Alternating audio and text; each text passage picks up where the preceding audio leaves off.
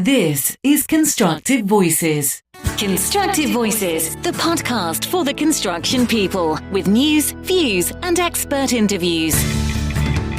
Good morning or good afternoon, depending on what time of the day you're listening to this. This is Jackie DeBurka for Constructive Voices, and I am in my final recording with the wonderful author, and she has many other hats that she wears as well, Nadina Galle, who has written this really amazing book, which is accessible to all people. And we are now on our final chat, which is really honing in on how nature can affect our health positively. And we're going into strategies around nature exposure and best practices and so on. Nadina, for those who haven't listened to the other episodes, we're going to obviously give those people a little smack and say, go back and listen to the first episode, because Nadina does an amazing introduction about all of her work. But for those, for some reason, if they're only listening to this episode, can you give a really brief introduction about yourself, please? Definitely, and thanks, Jackie, for having me again. And hello, everybody. My name is Nadina Galle. I am a Dutch-Canadian ecological engineer. I am a 2024 National Geographic Explorer, and most recently the author of The Nature of Our Cities: How We Can Harness the Power of the Natural World to Survive a Changing Planet. Excellent. So we're going to jump right in. Why is nature important for human health, Nadina? I know that is a huge question, but humour me and answer me as best as you can, please. Yeah, it is indeed a big question. And I think I'll start with one of the benefits that I think most people can relate to, and that is just the benefit on our mental health, right? Exposure to green spaces significantly can reduce stress, anxiety, depression. Nature has this really calming and restorative effect, which I think can improve research shows us can improve our mood and our cognitive function. And I think in general, it just helps people feel more relaxed and focused. Mental health is one thing. There's also our physical health. I say nature really promotes physical activity, whether that be walking or cycling or even just playing outdoors, relaxing outdoors. They say, research has shown us, that regular access to parks and green spaces, reduces risks of things like chronic disease, obesity, cardiovascular disease, diabetes. That in itself has been really, really important. But there's also these other things that we may not necessarily think about or see, and those are things like air quality. Having trees and plants can filter pollutants, improve air quality, and thereby also improving our respiratory issues and overall well-being that comes with that. It regulates temperatures, so it keeps our cities cool in the summertime. It also keeps our cities warm in the wintertime, which is kind of interesting. It acts as a buffer both ways. There's a big part of the social connection, which I think goes hand in hand with mental health, but this idea that green areas and parks actually offer areas for community interaction, which especially is important in a day and age where we're dealing with a lot of social isolation and loneliness coming out of the pandemic. That was a huge thing. And in an age where less and less people are going to churches or places of faith, natural areas and green parks really are one of the few areas that we have for having these shared spaces where we can come together and foster community interactions. And I would say lastly, just to kind of circle back to that first point, is yes, it's important for mental health, but even bigger than that, I think nature and green spaces in our cities, they offer this restorative escape from the noise and chaos and pressures of urban life. And that can be a lot of the physical pressures, right? Traffic, big buildings, a lot of asphalt, loud noises, but it can also be the stress of it, right? Busy jobs, busy agendas, stressed out parents and kids and overscheduled agendas, all of these things without us really realizing at times can have a huge impact on us. And being in nature, even if that just means taking part of your commute through a green corridor, cycling through a tree-lined street, or taking your lunch break in a park, all of those things can have massive impacts on our health.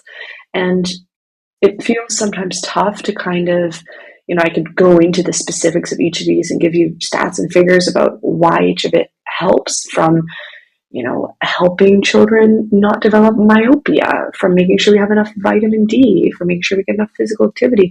But it almost feels kind of reductionistic to kind of hone down the benefits of nature in this kind of really scientific lens, because ultimately I believe we came from nature, we evolved in nature. It's part of what makes us human. And I think anyone can relate to this idea that if you're spending the majority of your day inside, you do not feel well. Versus when you spend more time outdoors and in nature, you automatically feel better. And I think that's something that everyone can relate to. And ultimately, I believe we are hardwired to love nature and want to be in nature. I do agree with you wholeheartedly. And I think that, one of the things that it's important that we speak about is, you've mentioned children and nature. Okay, just for their physical good, to avoid, diseases from the lack of vitamin D and so on. But of course, at a certain point in your book, you do mention that at the time of writing, you were pregnant with Luca. And of course, there's, touching on, I suppose, things that a lot of, not just females, for sure, men are also thinking about these things. Will I bring a child into this world as it is? These are the kind of questions that obviously some people are having, and there's, probably some quite valid reasons for that. This was quite a process for you, I imagine, Nadina. Yeah, it's really tough. It's a conversation that I hear a lot around me. This very dark fear and lack of optimism for the future. This fear of climate change, of the effects of it, and this general feeling of this is not a world that I want to bring children into. And that is just, I get emotional just thinking about that, because I believe we're put on this earth to bring more life onto this earth. And I believe that is our purpose at the end of the day. And no matter what form that takes, obviously not everybody has to have their own children if that's not something that they desire. But, bringing in children into the world, whether that be nieces or nephews or stepchildren or adopted children, is such a way that we contribute also to the future of our planet, to the future of the world that we will leave behind for those children. And it's so heartbreaking to me that there are so many people in the world that feel that that is no longer something worth doing. Because I feel like when you decide that, it also means that you've given up on your own life in some way or another. And I think that the true test of a beautiful society is those that plant trees and plant natural areas, knowing that they will never sit under the shade of that tree. In fact, that's an old proverb that I quote in the book as well.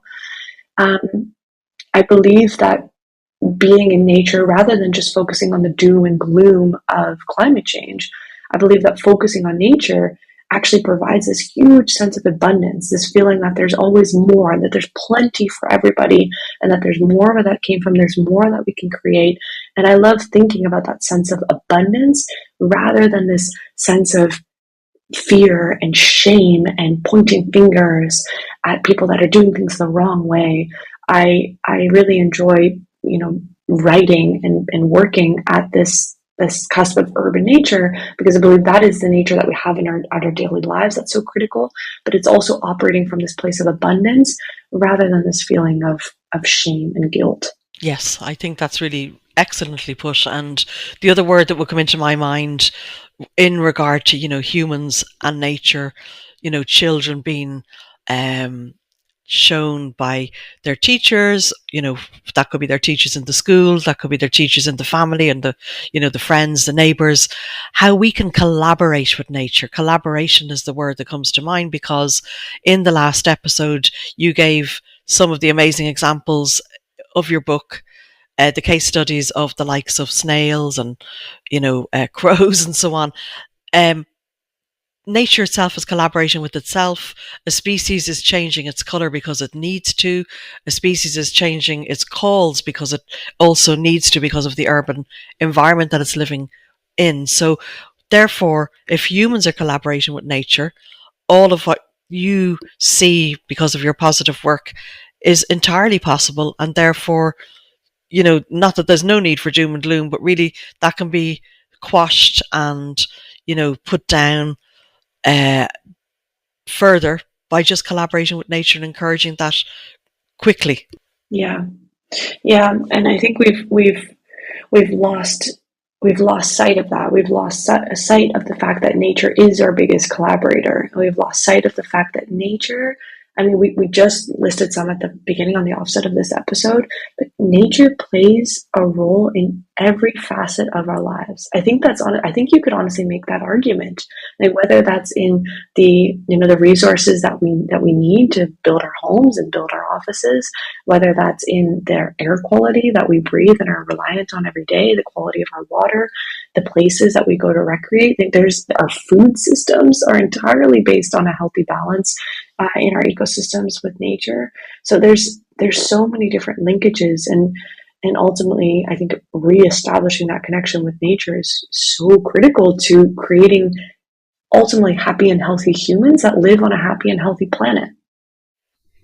100% agree with you, Nadina. So moving on to ecotherapy, which also is, talked about with other names as well. What exactly is it, and what other names may we know that by? Yeah, I think that some of the most common are probably things like forest therapy. Forest bathing is another common one, which comes from the Japanese word as shinrin-yoku, which means quite literally to bathe in the forest. And Japan really was at the forefront of a lot of this because they saw in rapid industrial revolution, rapid urbanization, a lot of sedentary jobs, which was quite different to what Japan had been used to previously. They saw massive spikes in mental health disorders and things like stress and anxiety, things that we can all relate to. And they saw huge benefits of people being out in nature. And of course, the Japanese elders were like, yeah, well, of course, this is where we came from. Of course, you're going to feel better and more restorative when you're there. But the government really saw huge potential in that and actually invested large amounts of money to create, to one, certify, forest bathing guides, to take, even the most staunchest city slickers out into nature, into forests, and help them kind of reconnect with the natural earth to hopefully help with some of the, whether it be more severe mental health disorders or just kind of a general sense of malaise that we were talking about just earlier. And they invested a lot of government money, not only training those guides, but also creating barefoot parks where you can literally ground barefoot in the forest. These beautiful hiking trails that you could follow, because they saw that spending time in forests, it reduces cortisol levels, reduces anxiety. There's even studies that show that it actually increases something called natural killer cells, which are really important in our bodies for fighting off things like cancer. We have these not just mood changes, but physiological changes that happen to us when we're close to trees in forests. It's really quite something. That it really is something. Obviously, natural killer cells. I think that just by itself is enough. It's enough information for me, to be converted if I wasn't already converted. Yeah. That's enough, isn't it? When you think about all the horrible diseases you could potentially, prevent by having more natural killer cells. It's amazing. Nadina, tell us about those forest therapy guides that were trained at Chico State.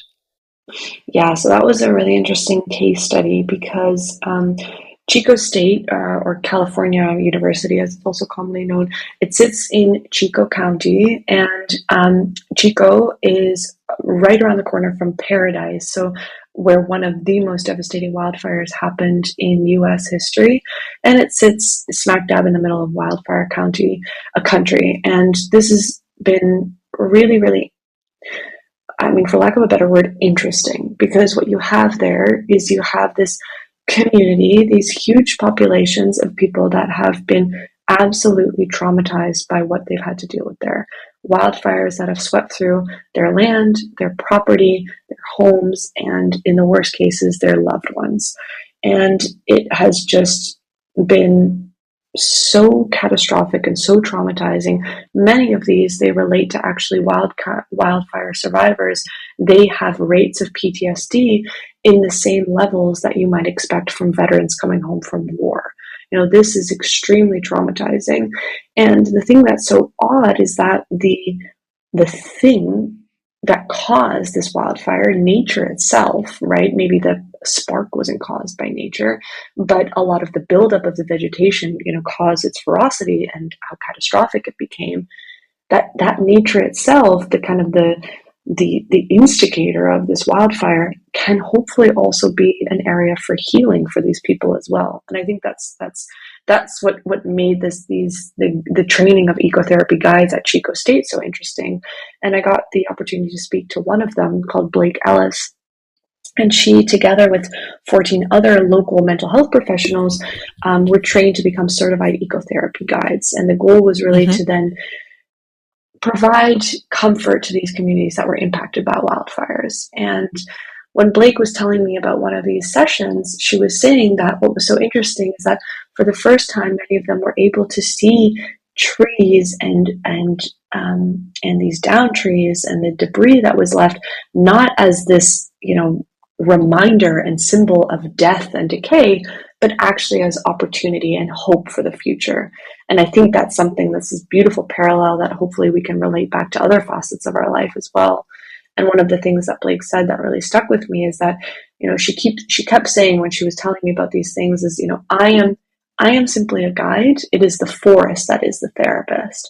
And that is, I think, something that is so central to ecotherapy and forest therapy, is seeing the forest as the therapist that it is, and that these individuals that are these certified guides, they are the facilitators that can help take you through. And there's many different exercises. Sometimes it's simply sitting and meditating in a forest environment. Sometimes it is literally hugging a tree and coming into contact with some of these, physiological changes that can happen to your body. Sometimes it's taking a silent walk. Sometimes it's actually just having your therapy session, but you're walking through the forest as you're doing it. So there's many different ways that forest bathing and forest therapy can take place, but the goal is that this venue, the forest, really provides the mechanisms for a lot of this healing. I do love the fact, as you say, Nadina, that it is the forest that is the therapist. And I think that's important, not only for those who've gone for the therapy, but also in the sense of any therapy at all. Once again, it's human ego that it's like, oh, the therapist is doing this, that, and the other for me or for whoever. But actually, at the end of the day, the therapist is only like a conduit. It's a tool. That person is a tool in helping a healing situation. And therefore, seeing the forest as a therapist, I think, in itself is just healing, I think.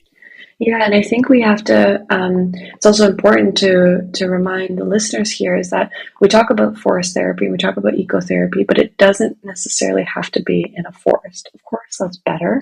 But Blake also loved to tell me this story about her teacher who taught her to be a guide, loves to tell this story that he actually did a successful session, forest guide therapy session, in the middle of a parking lot under the shade of a single tree. So it is very possible to do this with a single tree, even in the middle of a parking lot. You can have this connection to nature.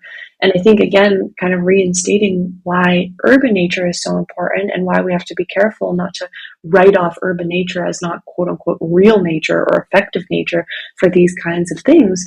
A lot of these sessions can take part in parking lots with single trees if you're really forced to, but otherwise backyards, urban parks, manicured gardens, there, as long as it's some kind of natural setting, you can actually start to feel a lot of these benefits, and if you have access to a beautiful old growth forest, of course, host your session there. But even if that's not possible, you can still feel the same kind of sense of grounding that other places are able to offer. So yeah, I think that's obviously brilliant advice. If we're just take out the word forest only, nature is the therapist. And wherever we can find that, little bit of nature, if it's only a little bit, that's okay also. So I think that's excellent advice.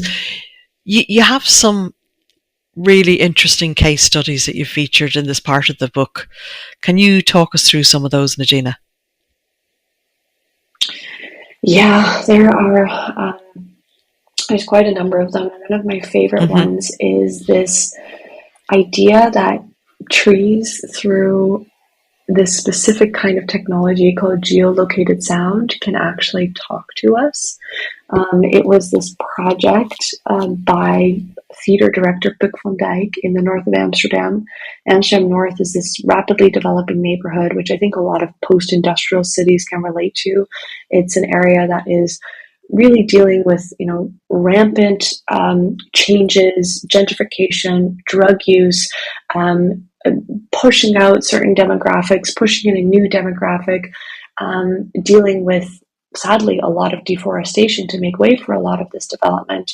And Puk van Dijk moved to this neighborhood after she had a very nomadic childhood, lived all over the world. And when she had a child of her own, she wanted more stability. And she looked for stability at her tree neighbors, the ginkgos, the ashes, the oaks, the maples that she shared her new neighborhood with. She was really inspired by them, and she wanted to understand her neighbors more, so she started to interview some of her human neighbors.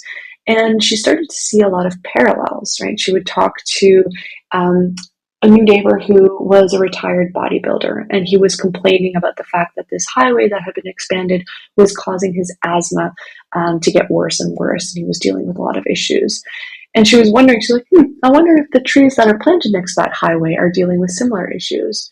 She talked to another neighbor who complained how lonely she was, especially during the pandemic and afterwards too, that she missed these talks with a lot of her neighbors after they had passed away. And she saw this tree in the middle of a square that was all by itself. And she was like, I wonder if that tree deals with loneliness in the same way us humans might be able to relate to.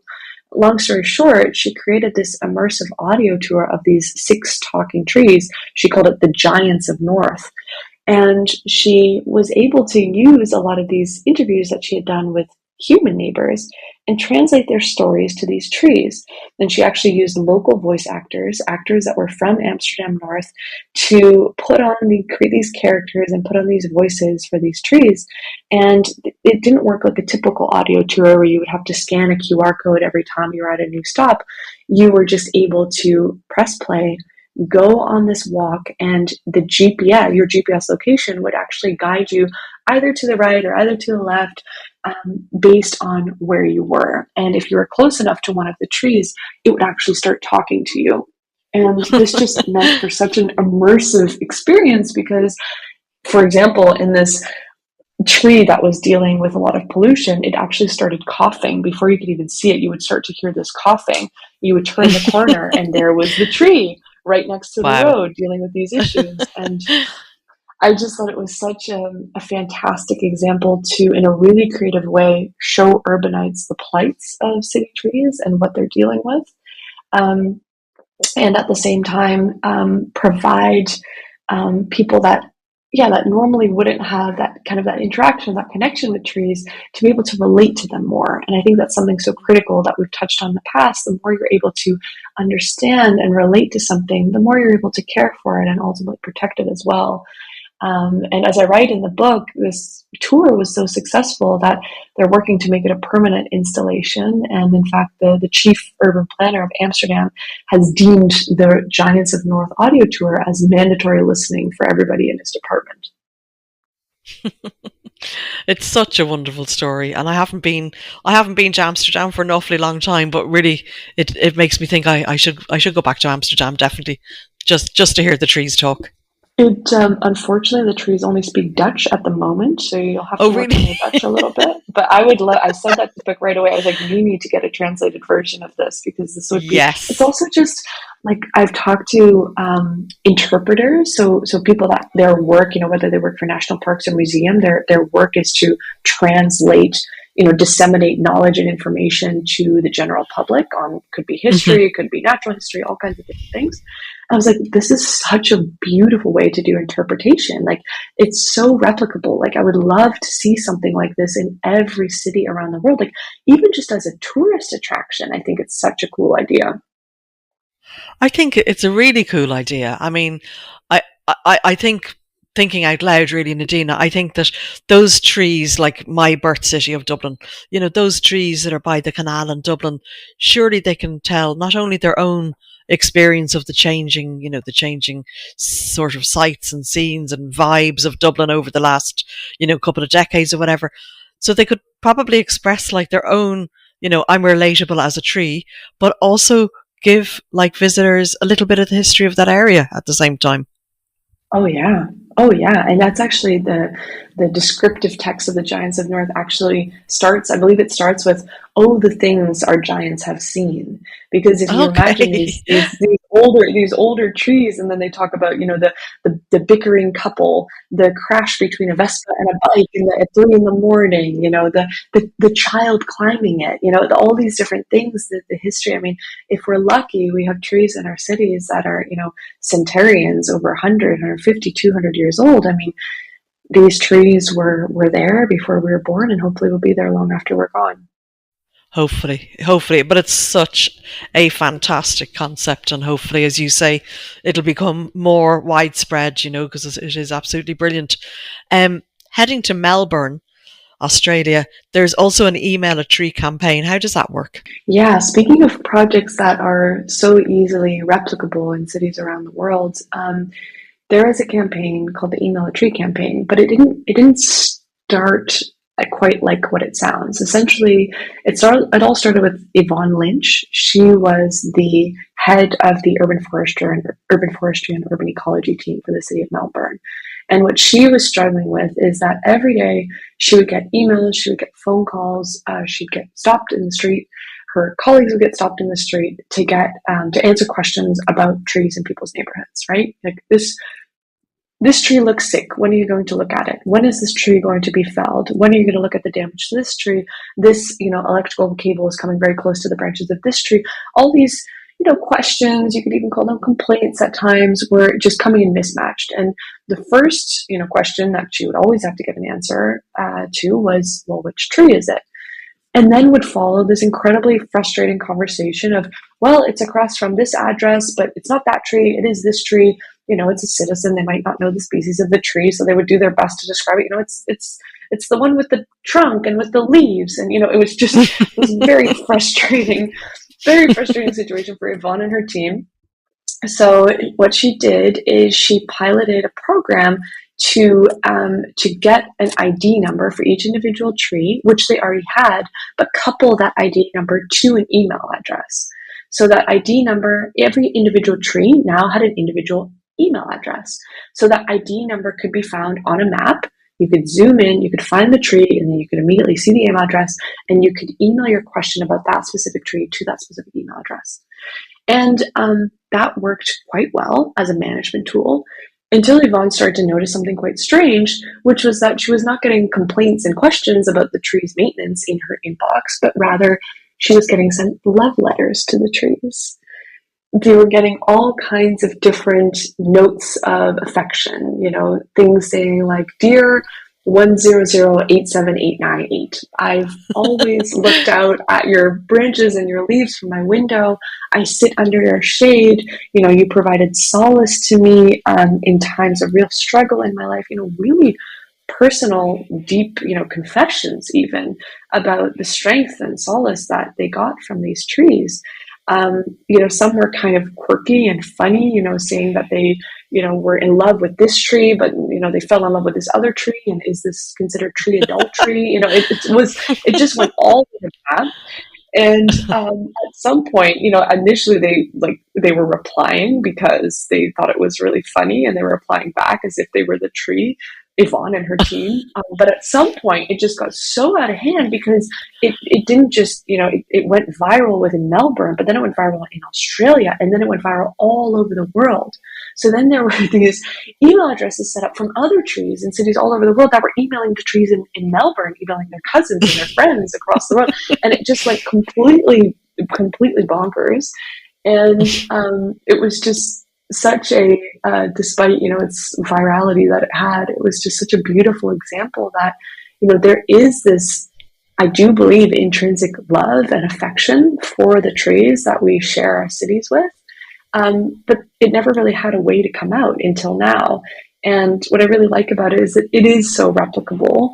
And it's such a beautiful way to showcase that affection and love that there is for trees. And I keep saying to Yvonne, I was like, you need to do like the best of and publish it in a book with beautiful photos of these different trees and these love letters, because it's such a beautiful story. It really is a beautiful story. It really is. Now, moving on to a technology that's used by the US White House and also major tree planting nonprofits to address health disparities. It's known as nature scores. Can you talk us through it, Nadina? Absolutely, yeah. So nature score is very different to something that, professionals have done in the past, municipalities have done in the past, which is doing an assessment of the greenery that you have in a city. So in the past, this was done by viewing something called the NDVI, or the Normalized Difference Vegetation Index. And that worked really well, but it worked really well for doing one thing, which was mapping the greenery in a city. But we know now that the health benefits that we get from nature is not just greenery. In fact, it also comes in the form of water bodies, of beaches, of open fields, of forests. All of these different natural elements play a role in our health. And in this NDVI analysis, things like sand and rock and water actually get a score of 0 because they're not green. And we know now from research that these areas do provide health benefits. So Nature Score was developed as an alternative to that. It was developed by a startup in Oregon called Nature Quant, and you can kind of sense it in the name. Their mission is to quantify nature. And the reason why they want to do that is because they wholeheartedly believe that if we can give nature a number, we're going to be better off trying to get the investment for it and find and really fight for its rightful place, especially in urban environments. So Nature Score, essentially what it does is you can pick any static address anywhere in Canada and the US, and they're working on Europe at the moment, and you can get your nature score. So basically it takes a radius of 500 meters from around your house. That is the distance that we know from research that the nature is going to have an impact on the health of you living in that specific address at that place. And it gives you a score. 100 is, you're in the middle of a forest. That is you're in a nature-rich environment. 80 to 100. 60 to 80 is something called nature adequate, and then it goes into nature. Nature, I don't know, the medium one, and then it goes into you have a nature deficit, and or you're in an area that has nature deficiency. And all of this is taken into account by many different parties. It's been quite interesting who has started to use this map. Initially, Nature Quant thought it was primarily going to be used for things like municipalities, like deciding where nature interventions should take place and trying to come up with a more equal way of distributing those resources, rather than just distributing, more greenery in areas that are the loudest, which tends to also be the more wealthier neighborhoods because they have more time on their hands to be able to complain about things, really spreading those resources to some of the more often socioeconomically advantaged neighborhoods and also nature deficient areas. And that is still one of the use cases. But what I think has also been interesting is it's starting to be used by insurers, health insurers. So looking at, if you live in a nature-rich area, we know that you're actually going to have less health issues. So some of the more innovative health insurers are looking at, can we actually help people that live in nature-rich areas? Can they actually pay a lower insurance premium? Which is a really interesting way to further incentivize investment in nature in some of these lower socioeconomically disadvantaged neighborhoods. Is, can we make those things more equal as well? Investing in neighborhood greening also means paying less for your insurance.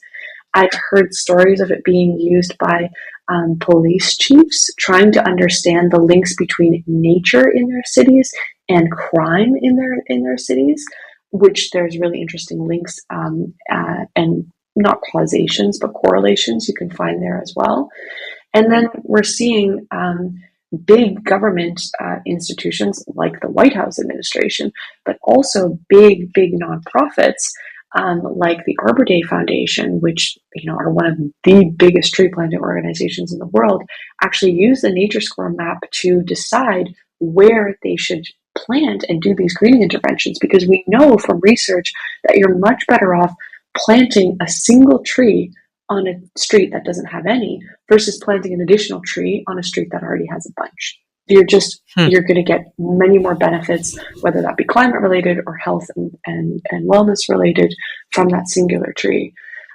So I think that's really an interesting use case. But I think most importantly, it's looking at nature from a different perspective. It's looking at nature purely from what are the natural elements that are health supporting, and deciding our policy decisions based on that information. Yeah, that's huge. Obviously, if some of the insurers are taking it into account, that's huge.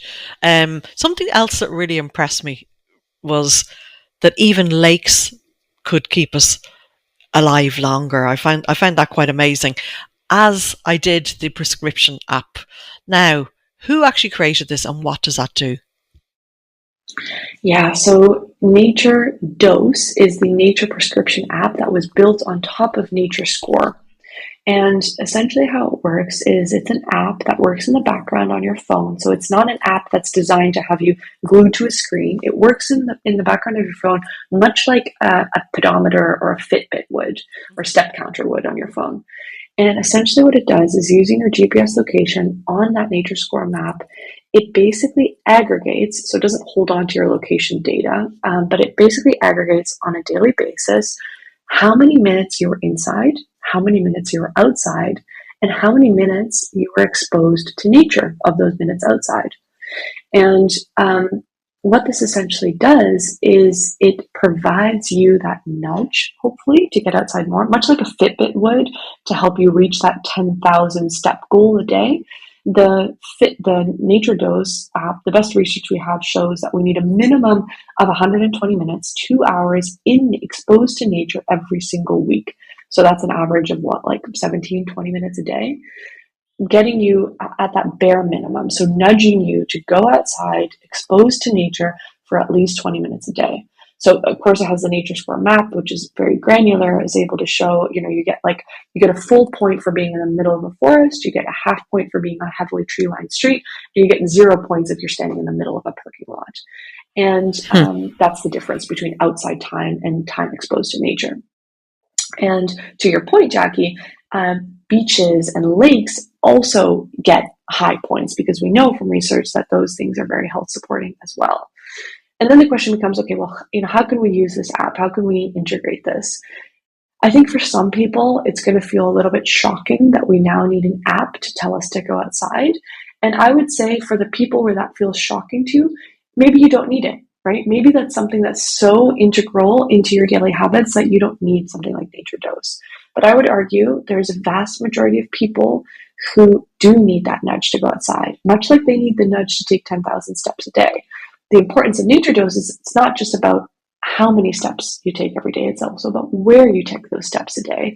And this is a nudge to hopefully take those steps in a nature area so that we can really benefit from all of the beautiful advantages that nature offers us. But I also see potential use cases here, for example, a collaboration, for example, with your mental health practitioner. I talk about a case study in the book where they actually are using Nature Dose as a warning sign, typically for those that are underage, teenagers that are dealing with severe depression and severe mental illness, as a warning sign that that information that they haven't been outside in X amount of days is actually being sent to their mental health practitioner to know that they have to do extra checkup and welfare checks on those individuals, which, yes, can feel big brother to some, but we're talking about underage teenagers dealing with severe mental health illness. We want to make sure that they're getting the help that they deserve. Another use case is actually for big corporate partners, right? In this age of working remotely and working in kind of this hybrid fashion, can we actually encourage employees to get outside, taking walking meetings, getting outside during their lunch break in places of nature? Because we know those employees are going to be more productive, take less sick days, and have less signs of burnout. So I think we're only at the cusp of understanding how we might potentially be able to use this. I think there's a lot of interesting use cases. And ultimately, I think my biggest hope, and I talk about it also in the epilogue of the book, is that apps like this will probably become obsolete one day. In fact, I hope that they do, because we'll have created urban settings and urban environments that are so rich in nature that we don't have to think twice about getting our 10,000 steps a day or our 20 minutes or an hour of nature a day, because it'll become so ingrained in our daily habits and how we move about our daily lives. Yeah, I mean, you trigger my imagination again, because I'm on the same page as you in that sense, because I have a visual idea of not too far down the line, the urban areas that we talk about, that will be very, very lush. And I'm thinking and hoping that the people living in those areas in the not too distant future will look back at history and go, oh my God, like, how did people live in those concrete jungles beforehand? Yeah, exactly. I think the thing that's interesting with cities is that I think people are very quick to look back on how cities used to be and be very negative about how they used to be. But the fact is that cities are such a successful social experiment. They've continuously adapted and molded to what the needs and the wishes were of the urban population at that time. Right? When the first combined sewer systems were integrated, it was a hallelujah, because cities were dealing with open sewers in the canals with cholera outbreaks. It was dirty and stinky and awful. And combined sewer systems provided, massive improvement to that. Now we're looking 100 years on, we're looking at those systems and being like, in times of extreme rainfall, those can be really, really bad, because we can lead to combined sewer overflows, which is, having terrible impacts on our water quality and our own public health and safety.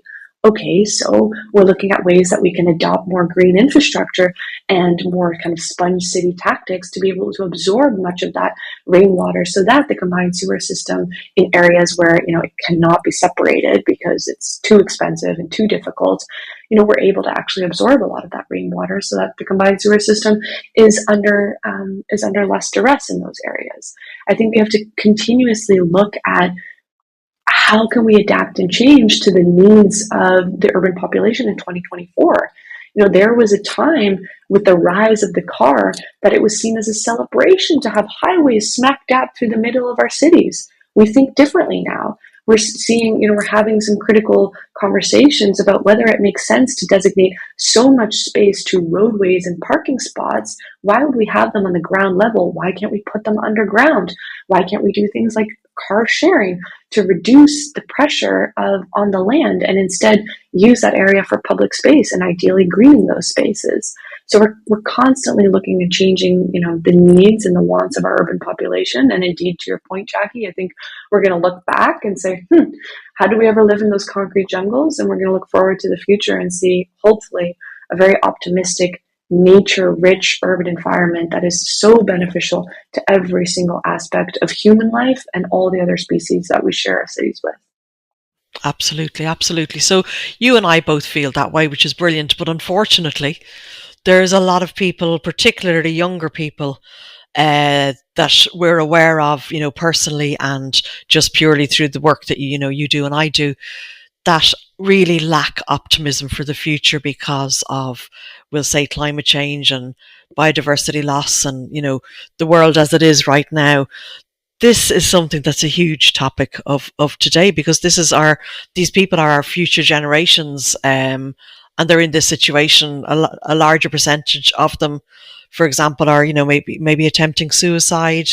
And as you mentioned about nature dose, of course, in a young person's life, that app is very important, because at least whomever is treating their depression or whatever disorder that they're dealing with will actually be able to see, well, look, you didn't go out in nature for like 5 days or something.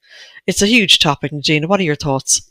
Yeah, I think I try to very much operate from the philosophy that when we look at the world, and specifically at our cities, through the lens of nature, we operate from a perspective of abundance and of creation and of hope and of optimism. And I think that's something that natural areas provide. They provide that that area for respite, to restore our minds, to find ease, and to hopefully find relief from some of the pain that we're feeling. And that's something that I believe is so critical, especially in this age of climate anxiety and doom and gloom, to continue looking at our world through the lens of nature and creating more nature, creating more spaces for nature, for us to interact with nature, for connections with nature, because I do believe that impacts every single aspect of our lives, that of our parents, our grandparents, of our children. And for those of you that are feeling like, okay, sure, easy to say, but what am I supposed to do in my, apartment on the 6th floor? I only have a balcony. I would say, one, that balcony is still, even if it's only a windowsill, you never know who's looking up at that balcony. Greening that balcony is already providing you with a ton of benefits, and also any passersbys.